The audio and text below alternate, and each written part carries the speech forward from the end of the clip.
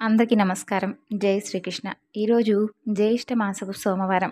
పరమ పవిత్రమైనటువంటి పరమేశ్వరుడికి ఎంతో ప్రీతికరమైనటువంటి ఈ సోమవారం నాడు పరమేశ్వరుడు ఎంతో దయామయుడు. తన భక్తులంటే స్వామికి ఎంతో ఆప్యాయత, అనురాగం.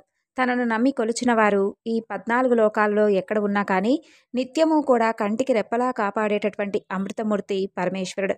స్వామికి తనను కొలిచేటటువంటి భక్తుడు భేదవాడా ధనికుడా అనేటటువంటి భేదం ఉండదు. మనస్ఫూర్తిగా కొలిస్తే చాలు అనుకుంటారు. పరమేశ్వరుడు అంటేనే అమితమైనటువంటి ఐశ్వర్యాన్ని ప్రసాదించేవాడు అని అర్థం. ఈశ్వర శబ్దం సకల శుభాలకు సంకేతం. పూర్వం గోదావరి తీరంలో శివదాసుడు అనే ఒక గొప్ప శివభక్తుడు ఉండేవాడు. అతను ఎన్నో చిన్న చిన్న పనులు చేసుకుంటూ కాలం గడుపుతూ ఉండేవాడు. చిన్ననాటి నుండి శివభక్తి పరాయణుడై ఎప్పుడూ కూడా శివనామాన్నే స్మరిస్తూ ఉండేవాడు. ఏ పని చేసినా పరమేశ్వరార్పణమస్తు అంటూ ఉండేవాడు. ఆ స్వామివారి దయ వలన శివదాసుకు ఆ ఊరి జమీందారు శేషయ్య గారింట్లో గుమస్తా ఉద్యోగం దొరుకుతుంది. అందుకు శివదాసు ఎంతో సంతోషించి బ్రతికి ఉన్నంతకాలం ప్రతిరోజు కూడా క్రమం తప్పకుండా పరమేశ్వరుడికి అభిషేకం చేస్తానని చెప్పి అనుకుంటాడు. ఆ విధంగా ఆనాటి నుండి ప్రతిరోజు ఉదయమే లేచి శుభ్రంగా స్నానం చేసి తన ఇంట్లో శివలింగానికి స్వచ్ఛమైనటువంటి జలంతో అభిషేకం చేయడం ప్రారంభిస్తాడు. శివదాసు తనకు ఎన్ని పనులున్నా అభిషేకం మాత్రం మర్చిపోయాడు కాదు. ఎప్పుడైనా పనుల వలన రాత్రి నిద్రపోవడం ఆలస్యమైతే తెల్లవారుజామునే లేచి తప్పకుండా అభిషేకం చేయందే కాలు బయట పెట్టేవాడు కాదు. శరీరంలో ఎప్పుడైనా కొంచెం నలతగా ఉన్నా ఏమాత్రం లెక్క చేసేవాడు కాదు. అన్నింటికీ కూడా పరమేశ్వరుడే ఉన్నాడు అని అనేవాడు. శివదాసు యొక్క అచంచలమైనటువంటి భక్తికి పరమేశ్వరుడు ఎంతో సంతోషించి అతని జీవితం సాఫీగా సాగిపోయే విధంగా అనుగ్రహిస్తాడు. అలా రోజులు జరుగుతూ ఉండగా ఒకనాటి రాత్రి పెద్ద గాలి వర్షం వస్తుంది. రాత్రంతా కూడా కుంభవృష్టి కురుస్తూ ఉంటుంది. ఉదయానికి కూడా ఆ వర్షం తగ్గదు. శివదాసు ఆ వర్షాన్ని కూడా లెక్క చేయకుండా కోనేటికి వెళ్ళి స్వచ్ఛమైనటువంటి నీటిని తీసుకొచ్చి పరమేశ్వరుడికి అభిషేకం చేసి ఆ తరువాత నెమ్మదిగా జమీందారింటికి వెళ్తాడు. వర్షం జోరుగా పడుతూ ఉండడంతో కొంచెం ఆలస్యమవుతుంది. శివదాసును చూస్తూనే జమీందారు గట్టిగా అరుస్తూ, ఏరా, ఎందుకు ఇంత ఆలస్యమైంది? ఒకరోజు అభిషేకం చేయకపోతే మీ శివుడు ఊరుకోడా అంటూ నానా మాటలు అంటాడు. ఆ మాటలకు శివదాసు ఎంతో బాధపడతాడు. జమీందారు ఈ విధంగా శివదాసును ఎన్నో దుర్భాషలాడటం గమనించినటువంటి ఆ పరమేశ్వరుడికి విపరీతమైనటువంటి కోపం వస్తుంది. పరమేశ్వరుడు ఎంతటి భక్తవత్సలుడు అంటే తన భక్తులను ఎవరైనా కానీ పల్లెత్తు మాట అంటే స్వామి అస్సలు ఊరుకోడు. ప్రతినిత్యము కూడా తననే తలుస్తూ నిత్యము కూడా అభిషేకం నిర్వహిస్తూ ఉన్నటువంటి ఆ శివదాసును ఆ విధంగా మాటలన్నందుకు జమీందారుపై పరమేశ్వరుడికి ఆగ్రహం వేస్తుంది. ఆ విధంగా పరమేశ్వరుడి ఆగ్రహానికి లోనైనటువంటి జమీందారుకు మరునాడే తీవ్రమైనటువంటి పక్షవాతం వచ్చి మాట కూడా పడిపోతుంది. 2 రోజులకు కాళ్ళు చేతులు కూడా పడిపోయి మంచం పడతాడు. కొద్ది కాలానికి అతని ఐశ్వర్యం అంతా కూడా హరించుకుపోతుంది. అసలు ఇలా ఎందుకు జరిగిందా అనేది అతనికి అర్థం కాదు. అయితే ఒకనాడు ఆ ఊరికి ఒక సాధువు వస్తాడు. ఆ సాధువు ఎన్నో మహిమలు కలవాడని, ఏ జబ్బులనైనా నయం చేయగలడని జనం చెప్పుకుంటారు. జమీందార్ భార్య ఆ సాధువును కలిసి ప్రాధేయపడితే అతను దయతలచి జమీందారును చూడటానికి ఇంటికొస్తాడు. ఒకసారి కళ్ళు మూసుకొని ధ్యానం చేసి జమీందారుతో ఇలా అంటాడు, నాయనా, నీవు కొంతకాలం క్రితం పరమేశ్వరుడికి ఎంతో ప్రియభక్తుడైనటువంటి శివదాసును అనవసరంగా దూషించావు. ఆయన పరమేశ్వరుడు ప్రియభక్తుడు. అతన్ని ఆ విధంగా దూషించడం వలన స్వామి ఆగ్రహానికి లోనయ్యావు. అందువల్ల ఈ అనర్థాలన్నీ జరిగాయి అని చెప్పి జమీందార్ భార్య వైపు తిరిగి, అమ్మా, శివదాసును రేపే మీ ఇంటికి పిలిచి అతని కాళ్ళు కడిగి పూజించండి అని చెబుతాడు. అప్పుడు పరమేశ్వరుడు తప్పక సంతోషిస్తాడని, మీ బాధలన్నీ తొలగిపోతాయని చెబుతాడు. ఆ మరుసటి నాడే శివదాసును జమీందారు దంపతులిద్దరూ కూడా వారింటికి పిలిచి చక్కగా తమ తప్పును మన్నించమంటూ వేడుకుంటారు. అతని కాళ్ళు కడిగి ఆ నీటిని ఆ దంపతులిద్దరూ కూడా తలపై చల్లుకుంటారు. అంతే, జమీందారుకున్నటువంటి అనారోగ్యం ఒక్కసారిగా మాయమైపోతుంది. సంపూర్ణమైనటువంటి ఆరోగ్యంతో లేచి నిల్చుంటాడు. ఆ దంపతులిద్దరూ కూడా ఎంతో సంతోషించి శివదాసుకు నమస్కరించి పరమేశ్వరుని ఎన్నో విధాలుగా స్తుతిస్తారు. జమీందారు ఆ తర్వాత గొప్ప శివభక్తుడై ప్రతినిత్యము కూడా పరమేశ్వరుడికి అభిషేకం చేస్తూ కాలం గడుపుతాడు. ఆ ఊరిలో చక్కని శివాలయాన్ని కూడా నిర్మించి జీవించి ఉన్నంతకాలం సుఖంగా జీవించి చివరికి ముక్తిని పొందుతాడు. పరమేశ్వరుడు పరమదయాలు. తననే నమ్మికొల్చిన వారికి ఎలాంటి చిన్న ఆపద కలిగినా తక్షణమే రక్షించేటటువంటి గొప్ప అమృతమూర్తి. జీవితంలో ఒక్కసారైనా ఓం నమఃశివాయ అంటే చాలు, అతన్ని జీవించి ఉన్నంతకాలం కంటికి రెప్పలా స్వామివారు కాపాడతారు. అందులో ఎలాంటి సందేహం లేదు. కాబట్టి స్వామివారి గురించి ప్రతిరోజు కూడా ఓం నమఃశివాయ అనేటటువంటి ఒక చిన్న నామాన్ని స్మరించిన వెంటనే కరుణించేటటువంటి అపర కరుణామూర్తి అయినటువంటి ఆ పరమేశ్వరుణ్ణి ప్రతినిత్యం కూడా ఎవరైతే భక్తిష్టతలతో పూజించి ఆ స్వామిని నమ్మి కొలుస్తారో అలాంటి వారికి సర్వము కూడా ఆయనే దిక్కు. పరమేశ్వరుని యొక్క మహాభక్తురాలు బెజ్జమహాదేవి గురించి తెలుసుకుందాం. బెజ్జమహాదేవి ప్రతిరోజు కూడా పరమేశ్వరుని పూజిస్తూ ఉండేది. ఎన్నో భక్తి గీతాలను పాడుతూ ఉండేది. ఒకనాడు పూజా మందిరంలో పరమేశ్వరుడి యొక్క ప్రతిమను చూస్తున్నటువంటి ఆమెకు ఒక విచిత్రమైనటువంటి ఆలోచన కలుగుతుంది. అదేమిటంటే, లోకంలో ఉన్న వారందరికీ కూడా తల్లిదండ్రులు ఉన్నారు, కానీ నా పరమేశ్వరుడికి తల్లి లేదు. పరమేశ్వరుడు పులిచర్మం కట్టుకుంటాడు, పాములను మెడలో వేసుకుంటాడు, శ్మశానంలో తిరుగుతూ ఉంటాడు, ఒంటికి బూడిద రాసుకుంటాడు. తల్లి ఉంటే ఇవన్నీ చూస్తూ ఊరుకుంటుందా? విషం తాగనిచ్చేదా? ఈ విధంగా భిక్షాటన చేయనిచ్చేదా? ఎవరికైనా కానీ తల్లి లేకపోవడం కంటే మించినటువంటి కష్టం ఈ లోకంలో ఏముంటుంది? అదే తల్లి ఉంటే బిడ్డలను దగ్గర నుండి ఆలనా పాలనా చూసుకుంటూ ఉండేది. పెళ్లి పేరంటాలు చేస్తుంది. తల్లి ఉంటేనే కదా అందరికీ ఆ భాగ్యం దక్కేది. పాపం పరమేశ్వరుడికి తల్లి లేకపోవడం వల్ల ఒంటరిగా తిరుగుతూ ఉంటాడు. ఎవరో ఎందుకు, పరమేశ్వరుడికి నేనే తల్లినవుతాను, పరమేశ్వరుడికి పెంచినటువంటి తల్లిని అని అనిపించుకుంటానని చెప్పి అనుకుంటుంది బెజ్జమహాదేవి. ఆ విధంగా అనుకున్నదే తడవుగా శిశువు అంతటి పరిమాణంతో ఉన్నటువంటి శివుడి ప్రతిమను తయారు చేస్తుంది. దానినే శిశువుగా భావించి లాలించి ముద్దాడుతుంది. కాళ్ళ మీద పడుకోబెట్టుకొని తలంటు స్నానం చేయిస్తుంది. నలుగుతో శరీరం అంతా కూడా రుద్దుతుంది. దోసిలతో నీళ్లు తీసుకొని పొట్ట మీద చరుస్తూ పోస్తుంది. కళ్ళల్లోకి నీళ్లు పోకుండా నుదురు మీద అరచేయి అడ్డం పెట్టి స్నానం చేయిస్తుంది. స్నానం అయిపోయిన తర్వాత చెంబుతో నీళ్లు తీసుకొని శివుని చుట్టూతా తిప్పి దిష్టి తీస్తుంది. మెత్తని గుడ్డతో ఒళ్ళు తుడుస్తుంది. తుడిచిన తర్వాత ధూపం వేసి ఉయ్యాలలో పడుకోబెడుతుంది. అలా ఊపుతూ జోలపాట పాడుతుంది. 3 కళ్లకు కాటుక పెడుతుంది. ఆ ప్రతిమను శిశువుగా భావిస్తూ దొంగాటలాడుతుంది. ఒక వేలును ఆసరాగా ఇచ్చి నడకలు నేర్పుతుంది. ఇలా రోజు అనేకములైనటువంటి బాల్యోపచారములు చేస్తూ వాత్సల్యమైనటువంటి భక్తితో పరమేశ్వరుని సేవించుకుంటూ ఉంటుంది. ఆయన మీద తన భక్తిని ఆ విధంగా తీర్చుకుంటూ ఉంటుంది బెజ్జమహాదేవి. ఆమె తల్లి ప్రేమను చూసి ముగ్ధుడైనటువంటి హరుడు ఆమె కోరిన విధంగా 5 ఏళ్ల బాలుళ్లా ప్రవర్తించేవాడు. ఆమె కొంగు పట్టుకొని తిరుగుతూ ఆమె యొక్క ఉపచారాలన్నీ కూడా ఆనందంగా స్వీకరిస్తూ ఉండేవాడు. ఒకే రోజు ఆమె భక్తిని పరీక్షించాలని చెప్పి పరమేశ్వరుడు నిశ్చయించుకుంటాడు. ఆ విధంగా ఒకనాడు ఏదో రోగం వచ్చిన వాడిలా వెన్న తినిపించపోతే తినేవాడు కాదు, పాలు పట్టపోతే నోరు తెరిచేవాడు కాదు, పెదవులు బిగించి మాట్లాడకుండా ఉంటాడు. అయ్యా, ఏమైందయ్యా నీకు? ఇలా అయిపోతున్నావేమిటి? ఎవరు ఏది పెడితే అది తింటావు కదా. ఒక భక్తుడు మాంసం నివేదన చేస్తే తిన్నావు, ఇంకొక భక్తుడు నెత్తి మీదకెక్కి తొక్కితే తొక్కించుకున్నావు. నీవింత అమాయకుడు కాబట్టే అందరూ కూడా నిన్ను ఇలా చేస్తున్నారంటూ నిష్ఠూరాలాడుతుంది. ఎంత దిష్టి తగిలిందో ఏమోనమ్మా నా బిడ్డకు అని చెప్పి దిష్టి కూడా తీసివేస్తుంది. ఎన్ని చేసినా కూడా పరమేశ్వరుడికి తగ్గలేదు. అయ్యో, ఎందుకలా నీ శరీరం చల్లగా మారిపోయింది? ఈ రోగం ఏదో నాకొచ్చినా బాగుండేది కదా. మాట్లాడవేమిటయ్యా, ఓ దైవమా, నా బిడ్డను రక్షించలేవా అంటూ పరిపరి విధాలుగా వాపోతుంది. అలా ఎన్ని ఉపచారాలు చేసినా పరమేశ్వరునిలో ఏ మార్పు రాదు. జరగరానిదేమైనా జరిగితే నేను ఎలా బ్రతకాలయ్యా? ఒంటరిగా బ్రతికే ధైర్యం ఇక నాకు లేదు.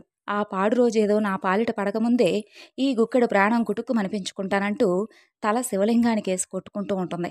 నుదురు చిట్లుతుంది, రక్తం ధారగా కారుతుంది. అంతలో ఒక అద్భుతం జరుగుతుంది.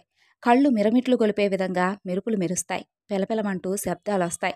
శివలింగం స్థానంలో పులి చర్మాన్ని ధరించి మెడలో నాగాభరణంతో జటాజూటంలో నిలవంకతో పరమేశ్వరుడు ప్రత్యక్షమవుతాడు. ఇక బెజమహాదేవి తన యొక్క తల శివుడి తొడను ఆనుకొనుంటుంది. ఆమె నుదుట రక్తం అదృశ్యమవుతుంది. ఆమె తల మీద చేయి వేసి, అమ్మా లే అని అంటాడు ఆప్యాయంగా. బెజమహాదేవి తలెత్తి చూస్తుంది. చూస్తే ఎదురుగా ప్రసన్నమైనటువంటి వదనంతో పరమేశ్వరుడు, ఆ వెనుక పార్వతీదేవి, నంది, భృంగి వంటి ప్రథమ గణాలు అందరూ కూడా కనిపిస్తారు. నీ ప్రయత్నాన్ని మానుకో అమ్మా, నీ భక్తిని నేను మెచ్చాను. నీకేం వరం కావాలో కోరుకో, తప్పకుండా ప్రసాదిస్తానంటాడు. నాకు వరం ఎందుకయ్యా? ఇప్పుడు రోగంతో బాధపడుతుందెవరు? నువ్వా నేనా? నువ్వే కదా. ఏ అనారోగ్యం లేకుండా సంపూర్ణ ఆరోగ్యవంతుడివై ఉంటే అంతకన్నా ఈ తల్లికి కావలసింది ఏముంటుంది తండ్రి? నాయనా, నీవు సంతోషంగా ఆరోగ్యంగా ఉండాలి అని అంటుంది అమాయకత్వంగా. ఆమె యొక్క వాత్సల్యమైనటువంటి భక్తికి పరమేశ్వరుడు ఎంతో ఆనందిస్తాడు. అమ్మా, నీలాంటి తల్లి ఉంటే అసలు నాకు రోగం ఎందుకు వస్తుందమ్మా? నువ్వు నాకు తల్లివి కాబట్టి ఈ ముల్లోకాలకు కూడా తల్లివే. కాబట్టి ఈ ముల్లోకాలన్నిటికీ కూడా నీవు ముత్తలివి. ముత్తవ్వ అనే పేరుతో గొప్ప ప్రఖ్యాతి పొందుతావమ్మా. అంత్యములో కైలాసానికి చేరుకుంటావు. అని ఆశీర్వదించి అందరితో పాటుగా పరమేశ్వరుడు అక్కడి నుండి అంతర్ధానమవుతాడు. పూర్వం శబరి నదీ తీరమందున ఒక అరణ్యంలో కులీనుడు అనే ఒక బోయవాడు తన భార్యా బిడ్డలతో నివసిస్తూ ఉండేవాడు. తనకు వేట తప్ప మరొక ఆలోచన అనేది లేదు. కడుమూర్ఖుడు. వేటకు వెళ్ళడం, జంతువులను చంపడం, వాటిని కాల్చి తిని తాను తన భార్యా బిడ్డలకు తినిపించడం, ఇవి తప్ప మరేమీ కూడా తెలియదన్నమాట అతనికి. అయితే జంతువులను వేటాడటంలో ఎంతో నేర్పు కలిగినవాడు. క్రూర మృగాలు సహితం ఆ బోయవాడిని చూసి భయపడి పారిపోయేవి. అందువలన అతను వనమంతా కూడా నిర్భయంగా తిరుగుతూ ఉండేవాడు. అయితే ఒకనాడు ప్రతిరోజులాగా వేటకు వెళ్లేందుకై బయలుదేరి వెళ్తాడు. ఆనాడు జంతువులేమీ కూడా అతని కంటపడలేదు. సాయంకాలం అవుతుంది. ఒట్టి చేతులతో ఇంటికి వెళ్లేందుకు అతని మనసు అస్సలు అంగీకరించకపోవడం వలన పొద్దుగూకిపోవచ్చులే అని చెప్పి అక్కడే ఉన్నటువంటి మారేడు చెట్టు పైకెక్కి ఒక్క జంతువైనా రాకుండా ఉంటుందా అనుకుంటూ ఎదురు చూస్తూ ఉంటాడు. అలా తెల్లవారుతున్న సమయంలో చలి ఎక్కువగా ఉండేటటువంటి ఆ సమయంలో మంచు బాగా కురుస్తూ ఉంటుంది. ఇక కొమ్మలను దగ్గరకు లాక్కొని వాటితో తన శరీరాన్ని కప్పుకుంటాడు. ఆ కొమ్మలకు ఉన్నటువంటి కొన్ని ఎండుటాకులు రాలి చెట్టు కిందే ఉన్నటువంటి శివలింగం మీద పడతాయి. ఆ రోజు మహాశివరాత్రి. అందులోనూ ఆ బోయవాడు రాత్రంతా తిండి తినక జాగరణలో ఉంటాడు. అయితే అతనికి ఏమీ తెలియకపోయినప్పటికీ మారేడు పత్రములు శివలింగంపై పడ్డాయి కాబట్టి ఇంకేముంది, శివరాత్రి మహిమ ఆ బోయవాడికి సంప్రాప్తిస్తుంది. మాఘమాసంలో కృష్ణపక్ష చతుర్దశి రాత్రి అంతా కూడా జాగరణ, పైగా శివలింగంపై బిల్వపత్రాలు పట్టడం వలన, పైగా తిండి లేక ఉపవాసం ఉండినవాడు అవడం వలన ఇవన్నీ కూడా ఆ బోయవాడికి మేలు చేసినవిగా మారతాయి. ఇక జరామరణాలకు హెచ్చు తగ్గులు కానీ శిశువృద్ధులు కానీ లేవు కదా. పూర్వజన్మలో చేసుకున్నటువంటి పాప పుణ్యాలను బట్టి మానవుడు తన జీవితాన్ని గడపవలసిందే. మరికొన్ని సంవత్సరాలకు ఆ బోయవాడికి వృద్ధాప్యం కలిగి మరణం ఆసనమయ్యేటటువంటి వేళ ప్రాణాలు విడిచిపెడతాడు. వెంటనే యమభటులు వచ్చి అతని ప్రాణాలు తీసుకుపోతూ ఉండగా కైలాసం నుండి శివదూతలు వచ్చి యమదూతల చేతిలో ఉన్నటువంటి ఆ బోయవాడి జీవాత్మను తీసుకొని పరమేశ్వరుడి దగ్గరకు వెళ్తూ ఉంటారు. అయితే యమభటులు చేసేది లేక యముడితో జరిగినటువంటి విషయం అంతా చెబుతారు. వారి మాటలు విన్నటువంటి యమధర్మరాజు కొంత తడు ఆలోచించి పరమేశ్వరుడి వద్దకు వెళ్తాడు. శివుడు, పార్వతి, గణపతి, కుమారస్వామి, నంది, తుంబుర, నారద గణాలతో ఆ కొలువు తీరు ఉన్నటువంటి కైలాసంలోకి యమధర్మరాజు అడుగు పెడతాడు. ఆ సమయంలో యముడు వచ్చి పరమేశ్వరుడికి నమస్కరిస్తాడు. ఉమాపతి యముణ్ణి దీవించి ఉచితాసనమిచ్చి కుశల ప్రశ్నలు అడిగి వచ్చినటువంటి కారణం ఏమిటి అంటూ ప్రశ్నిస్తాడు. అప్పుడు యమధర్మరాజు, మహేష, చాలా దినాలకు మీ దర్శన భాగ్యం కలిగినందుకు చాలా ఆనందిస్తున్నాను స్వామి. నా రాకకు కారణం ఏమిటంటే ఇంతకు ముందు మీ దూతలు తీసుకువచ్చినటువంటి ఆ బోయవాడు మహాపాపి, క్రూరుడు, దయా దాక్షిణ్యాలు లేకుండా అనేక జీవహింసలు చేశాడు స్వామి. ఒక దినమున అంటే మహాశివరాత్రి నాడు తాను యాదృచ్ఛికంగా జంతువులు దొరకపోవడం వలన తిండి తినలేదు. ఆ రాత్రి చలి బాధకు తట్టుకోలేక బిల్వపత్రాలను కప్పుకున్నాడు. జంతువులను వేటాడేందుకై రాత్రి అంతా కూడా మెలకువగా ఉన్నాడు. కానీ చిత్తశుద్ధితో తాను శివలింగాన్ని పూజించలేదు కదా. కాబట్టి అతన్ని కైలాసానికి తీసుకుని వచ్చుట భావ్యమా? అంత మాత్రమునే అతనికి కైవల్యం దొరుకునా స్వామి అంటూ యమధర్మరాజు విన్నవించుకుంటాడు. అప్పుడు పరమేశ్వరుడు యమధర్మరాజును, యమ, ప్రీతికరమైనటువంటి మహాశివరాత్రి పర్వదినమున బిల్వపత్రములు నాపైన వేసి తిండి లేక జాగరణతో ఉన్నటువంటి ఆ బోయవాడు కూడా పాప విముక్తుడు కాగలడు. అదెలా అంటే ఆ బోయవాడికి కూడా ఆ వ్రతఫలం దక్కవలసిందే కదా. ఆ బోయవాడు పాపాత్ముడే అయినప్పటికీ ఆనాటి రాత్రి శివరాత్రి. ఆ యొక్క శివరాత్రి వ్రతమహిమ వలన నా ఈ సాయుధ్యం అతనికి ప్రాప్తించింది అంటూ పరమేశ్వరుడు యముడికి వివరిస్తాడు. ఇక యమధర్మరాజు చేసేది లేక చంద్రశేఖరుడి వద్ద నుండి వీడ్కోలు తీసుకొని అక్కడి నుండి వెళ్ళిపోతాడు. కాబట్టి తెలిసి చేసినా తెలియక చేసినా స్వామివారి పూజ చేసినా స్వామివారి నామస్మరణ చేసినా కానీ విన్నా కానీ ఎన్నో జన్మల పుణ్యఫలం లభిస్తుంది. మరి పరమేశ్వరుడు భక్త సులభుడు కదా. రోజులో ఎవరైనా ఒక్కసారైనా ఆయన నామాన్ని మనసులో తలుచుకున్నా చాలట, జీవితం అంతా కూడా శుభప్రదంగా గడుస్తుంది. ఎటువంటి ఆపదలు దరిచేరకుండా ఆ స్వామి అపమృత్యు భయం లేకుండా చేస్తాడు. సర్వ శుభాలను కలిగించేలా చేస్తాడు. మరి ఇప్పుడు మరొక కథ గురించి తెలుసుకుందాం. పూర్వం గంగా తీరంలో గంగరాజు అని ఒక చిన్న వ్యాపారస్తుడు ఉండేవాడు. అతను ఎన్నో చిన్న చిన్న వ్యాపారాలు చేసుకుంటూ అతి కొద్ది కాలంలోనే ఎంతో ధనాన్ని సంపాదిస్తాడు. అంత ధనం సంపాదించాడే కానీ ఎప్పుడూ దాన ధర్మాలు చేసేవాడు కాదు. పరమ పిసినారిగా పేరు పొందుతాడు. కల్తీ వ్యాపారాలు చేసి ప్రజలందరినీ కూడా విపరీతంగా బాధ పెడుతూ వారి నుండి దోచుకుంటూ ఉండేవాడు. ఆ విధంగా బ్రతికినటువంటి గంగరాజు కొన్ని సంవత్సరాల తర్వాత మరణించి తరువాత మరుజన్మలో ఆ పాపాల ఫలితంగా గుడ్డివాడిగా జన్మిస్తాడు. ఒక నిరుపేద కుటుంబంలో పుట్టుకతోనే కంటిచూపు లేకుండా జన్మించినటువంటి గంగరాజు చిన్నతనంలోనే తల్లిదండ్రులను కోల్పోతాడు. ఏ ఆధారం లేక జోలె పట్టుకుని ఆ వీధి ఈ వీధి తిరుగుతూ అడుక్కుంటూ బ్రతికేవాడు. ఒక్కొక్క ఊర్లో కొన్ని నెలలు నివసించి ఆ తరువాత మరో ఊరికి చేరుకునేవాడు. అలా కొన్ని రోజుల తర్వాత గంగరాజు లింగాలపల్లె అనే ఊరికి చేరుకుంటాడు. ఆ ఊరిలో ఉన్నటువంటి పరమేశ్వరుడి ఆలయం ఎంతో మహామహిమాన్వితమైనదిగా ప్రసిద్ధి చెందుతుంది. అంతేకాదు ఆ ఊరిలో దాదాపు ప్రతి చెట్టు కింద ఒక శివలింగం ఉంటుంది. పురాతన కాలంలో ఆ దేవతలే ఈ శివలింగాలను ప్రతిష్ఠించారని ఊరు ప్రజలందరూ కూడా చెప్పుకుంటూ ఉండేవారు. ఆ ఊరికి చేరినటువంటి గంగరాజు ఒక పెద్ద చెట్టు కింద నివసిస్తూ ప్రతిరోజు ఉదయం సాయంత్రం ఊర్లోకి వెళ్ళి భిక్షాటన చేసి వచ్చేవాడు. దొరికిన దానిని తింటూ కాలం గడిపేవాడు. అలా ఒకనాడు ఉదయం భిక్షాటనకు వెళ్ళినటువంటి గంగరాజుకు ఎవ్వరూ ఏ పదార్థాలు అతని పాత్రలో వేయలేదు. సరే, సాయంత్రం ఏదైనా దొరుకుతుందేమో అని అనుకుంటాడు. సాయంత్రం కూడా తిరిగి అన్ని వీధులు తిరుగుతాడు. కానీ ఎవ్వరూ ఏ పదార్థం భిక్షగా వేయలేదు.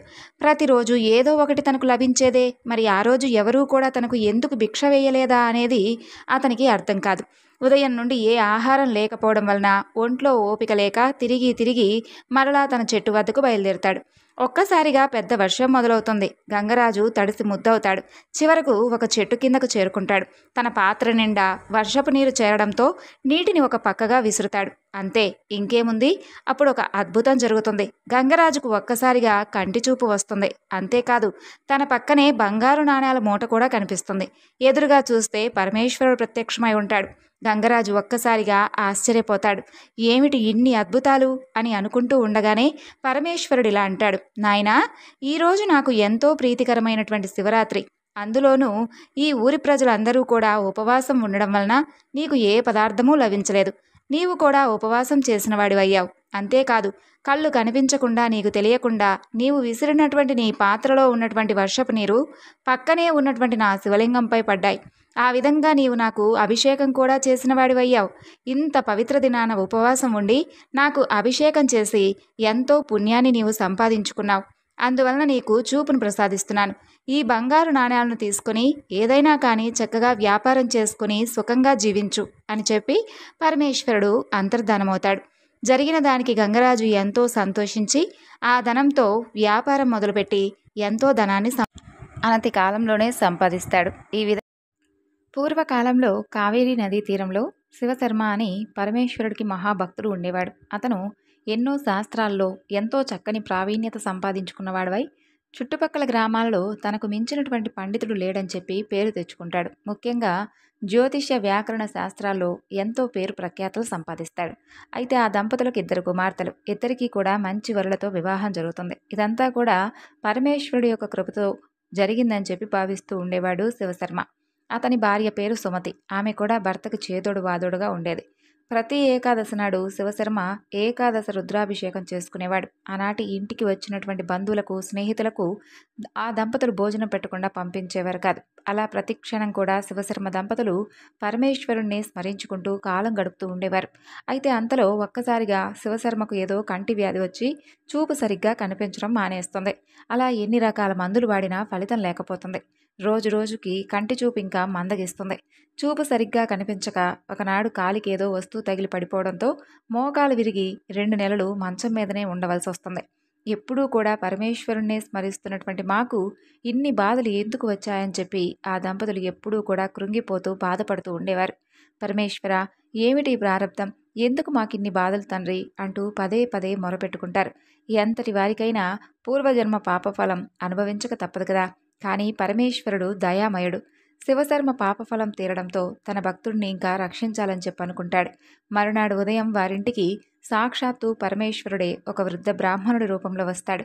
శివశర్మ దంపతులకు ఆ బ్రాహ్మణులో ఏదో దివ్యమైనటువంటి తేజస్సు కనిపిస్తుంది.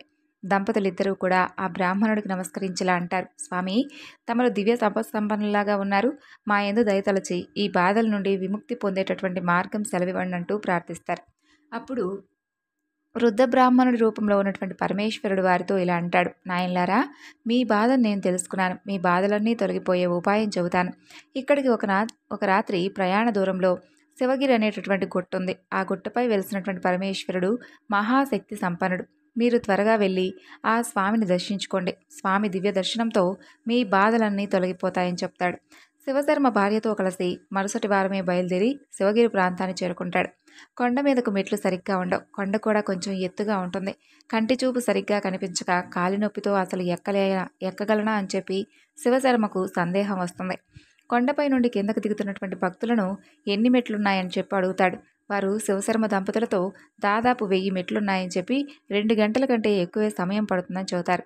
శివశర్మకు ఎంతో బాధేస్తుంది. ఈ కాలు నొప్పితో ఎలా ఎక్కగలనా అని అనుకుంటాడు. కానీ మనసులో ఆ వృద్ధ బ్రాహ్మణుడే కనిపిస్తూ ఉంటాడు. ఎలాగైనా ఎక్కాలని నిశ్చయించుకొని నెమ్మదిగా భార్యను ఆసరాగా చేసుకొని రొప్పుతూ కొండెక్కుతాడు. మెట్లు చాలా ఏటవాలుగా ఉండి ఎక్కడానికి కూడా కష్టంగా ఉంటాయి. శివశర్మ ప్రతి 10 మెట్లకు ఒకసారి కూర్చుంటాడు.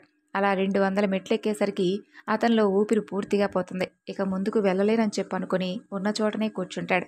అప్పుడు మెట్లెక్కుతున్నటువంటి భక్తుడొకరు వీరి దగ్గరకు వచ్చి, స్వామి నాతో రండి, మీరు తేలిగ్గా మెట్లు ఎక్కగలుగుతారని చెప్పి శివశర్మను చేయి పట్టుకొని లేపుతాడు.